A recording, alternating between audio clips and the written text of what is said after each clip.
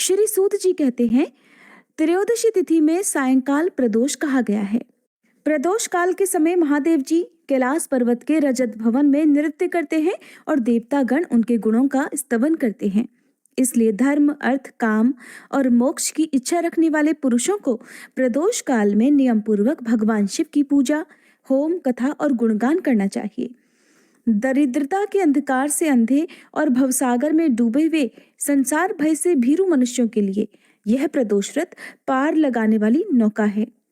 भगवान शिव की पूजा करने से मनुष्य दरिद्रता, मृत्यु, दुख और पर्वत के समान भारी ऋण भार को जल्दी ही दूर करके संपत्तियों से पूजित हो जाता है।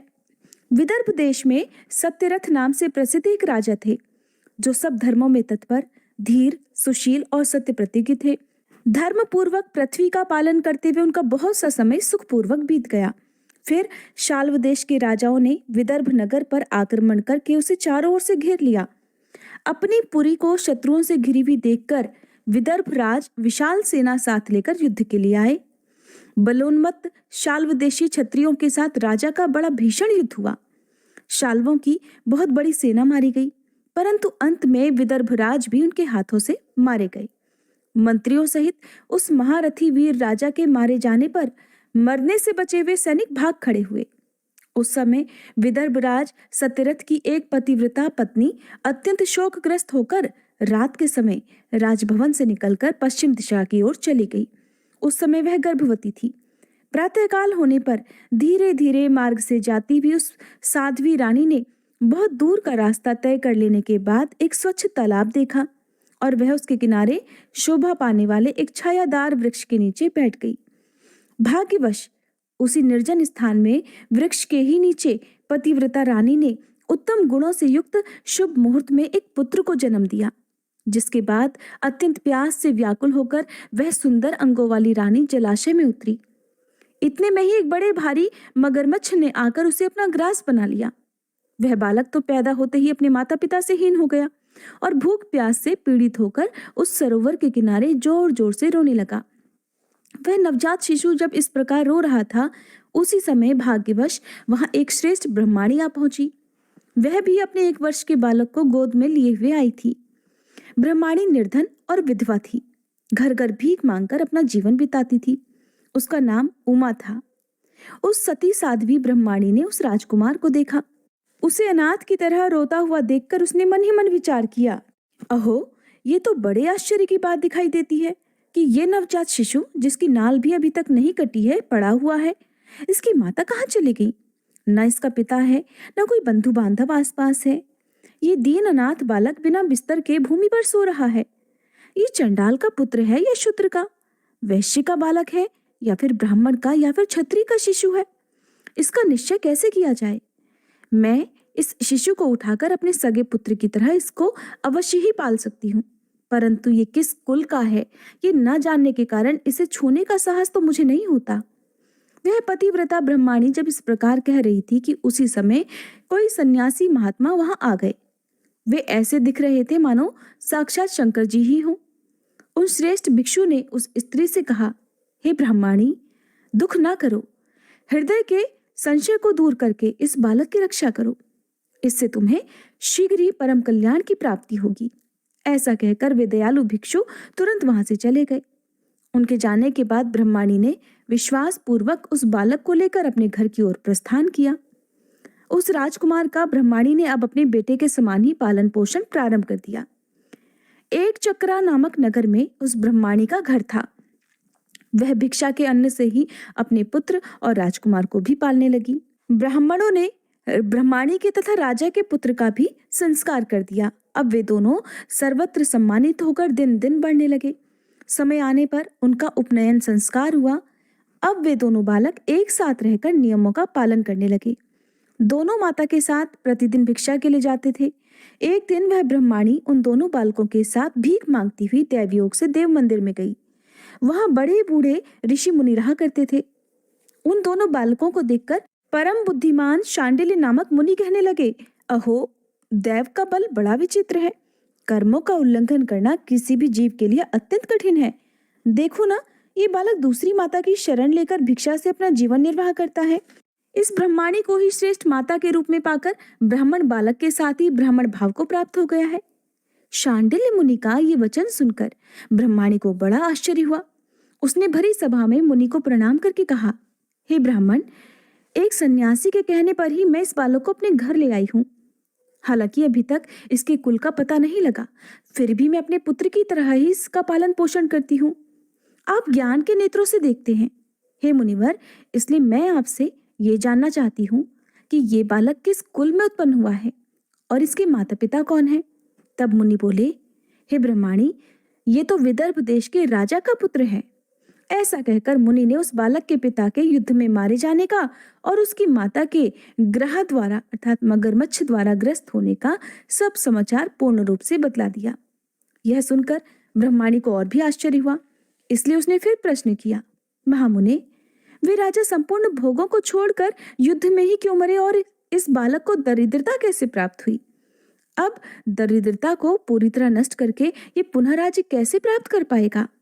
मेरा ये पुत्र भी भिक्षा में मिले अन्न से ही अपना जीवन निर्वाह करता है, इसलिए इसकी दरिद्रता के निवारण का भी क्या उपाय है, ये बताने की कृपा करें। तब शांडिल्य मुनि ने कहा, इस राजकुमार के पिता विदर्भ राज पूर्व जन्म में पांड्य देश के श्रेष्ठ राजा थे। वे सभी धर्मों के ज्ञाता थे और संपूर्ण पृथ्वी का धर्मपूर्वक पालन करते थे। एक दिन प्रदोष काल में राजा भगवान शंकर का पूजन कर रहे थे और बड़ी भक्ति से त्रिलोकीनाथ महादेव जी की आराधना में लीन थे। उसी समय नगर में सब और बड़ा भारी कोलाहल मच गया। उस उत्कट शब्द को सुनकर राजा बीच में ही भगवान शंकर की पूजा छोड़कर नगर में शोभ फैलने की आशंका से राजभवन से बाहर निकल गए। इसी समय राजा का महाबली मंत्री शत्रु को पकड़कर उनके समीप ले आया। वह शत्रु पांड्य राज का ही सामंत था। उसे देखकर राजा ने क्रोधपूर्वक उसका मस्तक कटवा दिया। शिव पूजा बीच में छोड़कर नियम को समाप्त किए बिना ही राजा ने रात में भोजन भी कर लिया। इसी प्रकार राजकुमार भी प्रदोष काल में शिव जी की पूजा किए बिना ही भोजन करके सो गया। वही राजा दूसरे जन्म में विदर्भ राज हुआ था। शिव जी की पूजा में विघ्न होने के कारण शत्रुओं ने उसको सुख भोग के बीच में ही मार डाला। पूर्व जन्म में जो उसका पुत्र था वही इस जन्म में भी हुआ है। शिव जी की पूजा का उल्लंघन करने के कारण ये दरिद्रता को प्राप्त हुआ है। इसकी माता ने अपने पूर्व जन्म में छल से अपनी सौतन को मार डाला था। उस महान पाप के कारण ही वह इस जन्म में ग्रह के द्वारा मारी गई। मैं सत्य कहता हूँ, परलोक में हित की बात कहता हूँ, शास्त्रों का सार और उपनिषदों का हृदय कहता हूँ। इस भयंकर असार संसार को प्राप्त हुए जीव के लिए ईश्वर के चरणारविंदों की सेवा ही सार वस्तु है। जो प्रदोष काल में अनन्य चित्त होकर परमेश्वर के चरणारविंदों की पूजा करते हैं, वे इसी संसार में सदा बढ़ने वाले धन धान्य, स्त्री पुत्र, सौभाग्य और संपत्ति के द्वारा सबसे बढ़कर होते हैं। हे ब्रह्माणी, ये तुम्हारा पुत्र पूर्व जन्म में उत्तम ब्राह्मण था और इसने अपनी सारी आयु केवल दान लेने में बिताई थी। यज्ञ आदि सत्कर्म कभी नहीं किए हैं, इसलिए यह इस जन्म में दरिद्रता को प्राप्त हुआ है। उस दोष का निवारण करने के लिए अब यह भगवान शंकर की शरण में जाए। श्री सूत जी कहते हैं, मुनि के इस प्रकार कहने पर साध्वी ब्रह्माणी ने उन्हें प्रणाम करके शिव पूजन की विधि का क्रम पूछा। तब शांडिल्य मुनि बोले, दोनों पक्षों की त्रयोदशी तिथि को मनुष्य जब निराहार रहे तब सूर्यास्त से 3 घड़ी पहले स्नान करे। फिर श्वेत वस्त्र धारण करके धीर पुरुष संध्या और जप आदि नित्य कर्म को विधि पूरी करके मौन होकर शास्त्र विधि का पालन करते हुए भगवान शिव की पूजा प्रारंभ करे। भगवत विग्रह के आगे की भूमि को नए निकाले हुए शुद्ध जल से भलीभांति लीप पोत कर सुंदर मंडल बनाए। धोती वस्त्र आदि के द्वारा उस मंडल को सब ओर से घेर दे। ऊपर से चंदोवा आदि लगाकर फल फूल और नए अंकुरों से उसे सजाए। मंडल के बीच की भूमि में 5 रंगों से युक्त विचित्र कमल अंकित करके उसी पर सुस्थिर और उत्तम आसन बिछाकर बैठे और हृदय में भक्ति भाव से युक्त होकर पूजन की सभी सामग्री एकत्र करे। फिर पवित्र भाव से शास्त्रोक्त मंत्र द्वारा देवपीठ को आमंत्रित करे। इसके बाद क्रमशः आत्मशुद्धि और भूत शुद्धि आदि करके 3 प्राणायाम करे। उसके बाद बिंदु युक्त बीजाक्षरों के द्वारा विधि पूर्वक मात्र का न्यास करें। फिर परादेवता का ध्यान करके मात्र का न्यास की विधि पूरी करें। फिर परम शिव का ध्यान करके पीठ के वाम भाग में गुरु को प्रणाम करें। दक्षिण भाग में गणेश जी को मस्तक झुकाए। दोनों अंशों में अर्थात कंधों और जांघों में धर्म ज्ञान वैराग्य तथा ऐश्वर्य का न्यास करें। नाभि और पार्श्व भागों में अधर्म अज्ञान वैराग्य और अनैश्वर्य आदि का न्यास करें। फिर हृदय में अनंत आदि का न्यास करके देवपीठ पर मंत्र का न्यास करें। फिर क्रमशः न्यास करके हृदय में कमल की भली भांति भावना करे। वह कमल 9 शक्तियों से युक्त और परम सुंदर हो। उसी कमल की कर्णिका में कोटि कोटि चंद्रमाओं के समान प्रकाशमान उमापति भगवान शिव का ध्यान करे। किस प्रकार कि भगवान के 3 नेत्र हैं। मस्तक पर चंद्रमा का मुकुट शोभा पाता है। जटाजूट कुछ कुछ पीला हो गया है। उस पर रत्न जटित किरीट सुशोभित है। उनके कंठ में नील चिन्ह है और अंग अंग से उदारता सूचित होती है।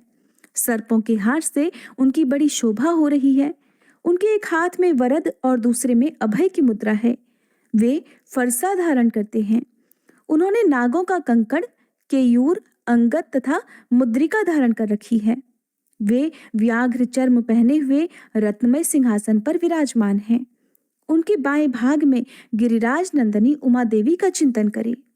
इस प्रकार महादेव जी तथा गिरिजा देवी का ध्यान करके क्रमशः गंध आदि से उनकी मानसिक पूजा करें। अर्थात ये सारा ध्यान मन ही मन करना है। 5 वैदिक मंत्रों से गंध आदि द्वारा पूर्वोक्त 5 स्थानों में अथवा हृदय में पूजा करें। फिर मूल मंत्र से 3 बार हृदय में ही पुष्पांजलि दे। उसके बाद सिंहासन पर महादेव जी का पुनः पूजन प्रारंभ करें। पूजा के आरंभ में एकाग्रचित्त होकर संकल्प पढ़े। फिर हाथ जोड़कर मन ही मन भगवान शिव का ध्यान और आह्वान करें कि हे भगवान शंकर, आप ऋण, पातक, दुर्भाग्य और दरिद्रता आदि की निवृत्ति के लिए तथा संपूर्ण पापों का नाश करने के लिए मुझ पर प्रसन्न होइए। मैं दुख और शोक की आग में जल रहा हूँ। संसार भय से पीड़ित हूँ। अनेक प्रकार के रोगों से व्याकुल और दीन हूँ। हे वृषवाहन, मेरी रक्षा कीजिए। देव देवेश्वर, सबको निर्भय कर देने वाले हे महादेव जी, आप यहाँ पधारिए और मेरी की हुई इस पूजा को पार्वती जी के साथ ग्रहण कीजिए। इस प्रकार संकल्प और आह्वान करके फिर पूजा आरंभ करनी चाहिए। तत्पश्चात मनुष्य एकाग्रचित होकर रुद्र सूक्त का पाठ करते हुए वहां स्थापित किए हुए शंख के जल से और पंचामृत से महादेव जी का अभिषेक करके तरह तरह के मंत्रों से आसन आदि उपचारों को समर्पित करे। भावना द्वारा दिव्य वस्त्रों से विभूषित स्वर्ण सिंहासन की कल्पना करे और उसी पर भगवान को विराजमान करके अष्टगुण युक्त अर्घ्य और पाद्य निवेदित करे। फिर शुद्ध जल से आचमन कराकर मधुपर्क दे। इसके बाद पुनः आचमन के लिए जल देकर मंत्रोच्चारण पूर्वक स्नान कराए। फिर यज्ञोपवीत वस्त्र और आभूषण अर्पित करे। परम पवित्र अष्टांग युक्त चंदन चढ़ाए। बिल्व, मदार, लाल कमल, धतूर, कनेर, सनई का फूल, चमेली, कुशा, अपामार्ग, तुलसी, जूही, चंपा, भटकैया और करवीर के फूलों में से जितनी मिल जाएं, उन सबको शिवोपासक भगवान शिव पर चढ़ाएं। इनके अलावा भी नाना प्रकार के सुगंधित पुष्प निवेदित करें। उसके बाद लाल चंदन से उत्पन्न धूप और निर्मल दीप समर्पित करें। उसके बाद हाथ धोकर घी, नमकीन और साग, मिठाई, पुआ, शक्कर और गुड़ के बने हुए पदार्थ और खीर का नैवेद्य भोग लगाएं। मधु, दही और जल भी अर्पित करें। उस खीर का ही मंत्र द्वारा प्रज्वलित की हुई अग्नि में हवन करें। यह होम शास्त्रोक्त विधि से आचार्य के कहे अनुसार संपन्न करना चाहिए। भगवान शंकर को नैवेद्य देकर मुख शुद्धि के लिए उत्तम तांबूल अर्थात पान अर्पित करें। धूप आरती, सुंदर छत्र, उत्तम दर्पण को वैदिक तांत्रिक मंत्रों द्वारा विधि पूर्वक समर्पित करें। अगर ये सब करने की अपने में शक्ति ना हो और अधिक धन का अभाव हो तो अपने पास जितना भी धन हो उसी के अनुसार भगवान की पूजा करें। गौरीपति भगवान शंकर भक्ति पूर्वक भेंट किए हुए पुष्प मात्र से भी संतुष्ट हो जाते हैं। इसके बाद स्तोत्रों द्वारा स्तुति करके भगवान को साष्टांग प्रणाम करें। फिर परिक्रमा करके पूजा समर्पित करने के बाद विधि पूर्वक श्री गिरिजापति की प्रार्थना करें कि हे देव, हे जगन्नाथ, आपकी जय हो।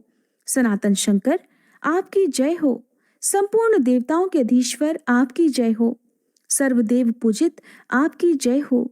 सर्वगुणातीत, आपकी जय हो। सबको वर देने वाले प्रभु, आपकी जय हो। संपूर्ण विश्व के लिए एकमात्र जानने योग्य महेश्वर, आपकी जय हो। नागराज वासुकी को आभूषण के रूप में धारण करने वाले हे प्रभु, आपकी जय हो। हे गौरीपते, आपकी जय हो। चंद्रार्ध शेखर शंभो, आपकी जय हो। कोटि कोटि सूर्यों के समान तेजस्वी शिव, आपकी जय हो। अनंत गुणों के आश्रय, आपकी जय हो। भयंकर नेत्रों वाले रुद्र, आपकी जय हो। अचिंत्य निरंजन, आपकी जय हो। नाथ दया सिंधु, आपकी जय हो। भक्तों की पीड़ा का नाश करने वाले हे प्रभु, आपकी जय हो। दुस्तर संसार सागर से पार उतारने वाले हे परमेश्वर, आपकी जय हो। महादेव, मैं संसार के दुखों से पीड़ित और खिन्न हूँ, मुझ पर प्रसन्न होइए। परमेश्वर, समस्त पापों के भय का अपहरण करके मेरी रक्षा कीजिए। मैं महान दारिद्र्य के समुद्र में डूबा हुआ हूँ। बड़े बड़े पापों ने मुझे आक्रांत कर लिया है। मैं महान शोक से नष्ट और बड़े बड़े रोगों से व्याकुल हूँ। सब ओर से ऋण के भार से लदा हुआ हूँ। पाप कर्मों की अग्नि में जल रहा हूँ और ग्रहों से पीड़ित हो रहा हूँ। हे शंकर जी, मुझ पर प्रसन्न होइए। निर्धन मनुष्य इस प्रकार पूजा के अंत में भगवान गिरजापति की प्रार्थना करे। धनाढ्य अथवा राजा को इस प्रकार भगवान शंकर की प्रार्थना करनी चाहिए कि हे शंकर जी, आपकी कृपा से मेरे सदा आनंद रहे। मेरे राज्य में लुटेरे ना रहें, सब लोग निरापद होकर रहें। पृथ्वी पर अकाल, महामारी आदि के संताप शांत हो जाएं। सबकी खेती धन धान्य से समृद्ध हो। संपूर्ण दिशाओं में सुख का साम्राज्य छा जाए। इस प्रकार प्रदोष व्रत के दिन गिरिजापति भगवान शंकर की आराधना करें। ब्राह्मणों को भोजन कराएं और उन्हें दक्षिणा देकर संतुष्ट करें। इस प्रकार मैंने सब पापों का नाश, सब प्रकार की दरिद्रता का निवारण और समस्त मनोवांछित वस्तुओं का दान करने वाली शिव पूजा का वर्णन किया। ये शिव जी की पूजा शिव जी के द्रव्य का हरण करने के पाप को छोड़कर शेष सभी महापापों और उपपापों के महान समुदाय का नाश कर डालती है। अगर ये दोनों बालक इसी प्रकार भगवान शंकर का पूजन प्रत्येक प्रदोष के दिन करते रहे तो वर्ष भर के भीतर ही इन्हें उत्तम सिद्धि की प्राप्ति होगी। शांडिल्य मुनि का ये वचन सुनकर उस ब्रह्माणी ने दोनों बालकों के साथ मुनि के चरणों में प्रणाम किया और इस प्रकार कहा, हे भगवान, आज मैं आपके दर्शन मात्र से कृतार्थ हो गई। ये दोनों बालक आज से आपकी शरण में हैं। हे ब्राह्मण, ये मेरा पुत्र है और इसका नाम शुचिव्रत है, और ये राजकुमार है जिसका मैंने नाम धर्मगुप्त रख दिया है। ये दोनों बालक और मैं, आप सभी अब आपके चरणों के दास हैं। इस घोर दारिद्र्य सागर में गिरे हुए हम सब का आप उद्धार कीजिए। इस प्रकार शरण में आई हुई ब्रह्माणी को अमृत के समान मधुर वचनों द्वारा आश्वासन देकर मुनि ने उसके दोनों बालकों को भगवान शंकर की आराधना की मंत्र विद्या का उपदेश दिया। जिसके बाद दोनों बालक और ब्रह्माणी मुनि की आज्ञा लेकर वहां से चले गए। मुनिवर के उपदेशानुसार दोनों बालक प्रत्येक प्रदोष व्रत के दिन पार्वती वल्लभ शिव जी की आराधना करने लगे। इस प्रकार शिव पूजा करते हुए द्विज कुमार और राजकुमार के 4 महीने सुखपूर्वक बीत गए। एक दिन द्विज कुमार अर्थात वह ब्रह्माणी का पुत्र राजकुमार को साथ लिए बिना ही नदी के तट पर स्नान करने के लिए गया और वहां मौज से देर तक इधर उधर घूमता रहा। वहां झरने के जल के आघात से खाई की भूमि कट जाने से उसमें गड़ा हुआ एक बड़ा भारी खजाने का कलश चमक रहा था, जिस पर ब्राह्मण कुमार की दृष्टि पड़ी। उसे देखकर वह सहसा हर्ष और कौतूहल में भरकर उसके पास गया और उसे देवता की कृपा से प्राप्त हुआ मानकर सिर पर लेकर घर को चल दिया और घर के भीतर उस घड़े को रखकर अपनी माँ से कहने लगा, माँ, ये भगवान शंकर का प्रसाद तो देखो, जिन्होंने दया करके घड़े के रूप में एक खजाना दिखला दिया। तब उस पतिव्रता ब्रह्माणी ने राजकुमार को भी बुलाकर कहा, पुत्रो, इस खजाने के घड़े को तुम दोनों आपस में बराबर बराबर बांट लो। माता की बात को सुनकर ब्राह्मण के पुत्र को प्रसन्नता हुई, किंतु राजकुमार उनसे कहने लगा कि माँ, ये तुम्हारे ही पुत्र के पुण्य से प्राप्त हुआ है, इसलिए मैं इस खजाने को बांटकर नहीं लेना चाहता हूँ। अपने पुण्य से प्राप्त हुए खजाने का ये स्वयं ही उपभोग करें। वे दयालु भगवान शंकर तो मुझ पर भी कृपा करेंगे। इस प्रकार प्रसन्नता पूर्वक भगवान शंकर की पूजा करते हुए उन दोनों कुमारों का उसी घर में 1 वर्ष बीत गया। एक दिन वह राजकुमार उस ब्राह्मण कुमार के साथ वसंत ऋतु में वन में भ्रमण करने के लिए गया। कुछ दूर जाने पर उन्होंने सैकड़ों गंधर्व कन्याओं को परस्पर क्रीड़ा करते हुए देखा।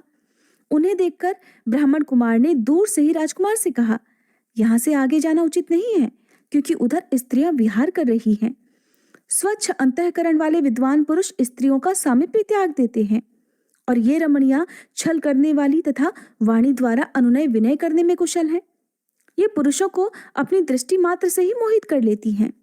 इसलिए अपने धर्म में तत्पर ब्रह्मचारी कभी भी स्त्रियों के पास जाकर उनसे वार्तालाप ना करें। ऐसा कहकर ब्राह्मण कुमार तो लौट पड़ा और दूर जाकर खड़ा हो गया, किंतु राजकुमार अकेला ही निर्भय होकर स्त्रियों की उस क्रीड़ा स्थली की ओर चला गया। उन गंधर्व कन्याओं में से एक ने राजकुमार को आते देखकर मन ही मन कुछ विचार किया और अपनी सखियों से बोली, सहेलियों, यहाँ से थोड़ी ही दूर पर एक उत्तम वन है, जहाँ विचित्र चंपा, अशोक, पुन्नाग और वकुल आदि वृक्ष खिले हुए हैं। वहां जाकर तुम सब लोग फूल तोड़ो, तब तक मैं यहीं बैठी हुई हूँ। तुम फूलों को इकट्ठा करके पुनः यहाँ आ जाना। उसके इस प्रकार आदेश देने पर सखियां तो वन के भीतर चली गई और वह गंधर्व कन्या राजकुमार पर नजर लगाए वहीं खड़ी रही। उसे देखकर राजकुमार कामदेव के बाणों से पीड़ित हो गया। गंधर्व कन्या ने अपने पास आए हुए राजकुमार को बैठने के लिए कोमल पल्लवों का आसन दिया और पूछा, हे कमल नयन, तुम कौन हो? किस देश से यहाँ आए और किसके पुत्र हो? इस प्रकार पूछने पर राजकुमार ने अपना पूरा परिचय बतलाया कि मैं विदर्भराज का पुत्र हूँ। मेरे माता पिता बचपन में ही मर गए हैं।